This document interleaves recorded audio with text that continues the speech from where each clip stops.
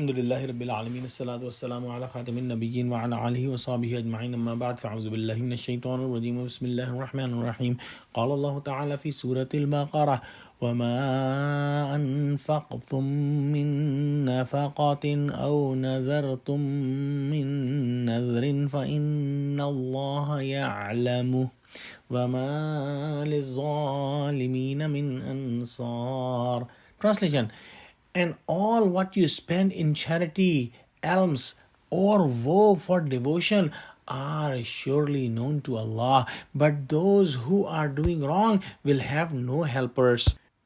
In the previous ayats, Allah subhanahu wa ta'ala has given us the importance of spending in the path of Allah, and also Allah has taught us the etiquettes of spending in the path of Allah that includes not showing off, that include not hurting the feeling of anyone, and not to remind favors after giving sadaqah to anyone. After that, Allah subhanahu wa ta'ala commanded to spend the halal, tayyib, and the best money and wealth in the path of Allah. And Allah said that we must not follow the thoughts put in our hearts by the shaitan, and we should believe in the promises of Allah, and we should hope for getting good rewards from Allah with our sadaqat.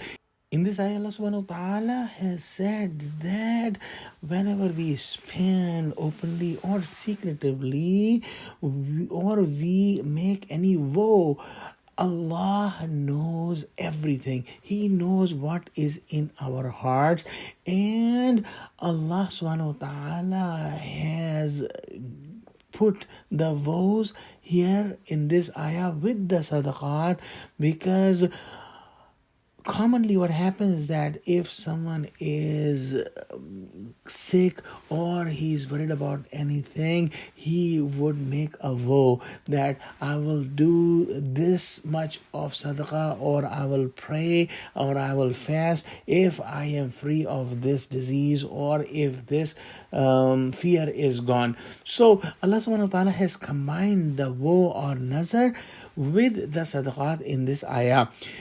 In Surah Hajj, Allah subhanahu wa ta'ala says that fulfill your vows. Now, what vow or nazar is that if somebody makes a verbal attestation and an intention that he will do such and such good thing, or he can also make a vow that he will do a bad thing. One must not complete or fulfill the vow if he has made it on a sin. But after making a vow and he is not doing it, he must pay the kafara for the vow, which will be similar that if he is taking an oath on something. And this, inshallah, we will study about the kafara in Surah Ma'idah.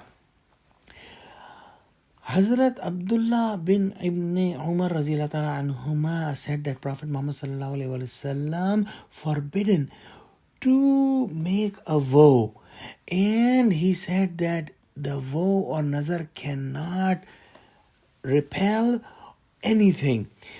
So in this hadith, and this hadith is recorded in Sahih al-Bukhari, that vow or nazar is not a good thing. However, if somebody has made a vow, he must fulfill it as described above.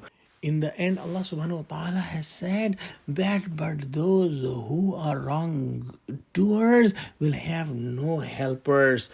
Every sin is a transgression, and whoever is making a sin, it may be a transgression for someone else, but all the sins are transgression for oneself, because he who's doing the sin has to answer for the sin. So let's pray that Allah subhanahu wa ta'ala give us true understanding of Quran. Ameen. Wa akhiru da'wana alhamdulillahi rabbil alameen. Assalamu alaikum wa rahmatullahi wa barakatuhu.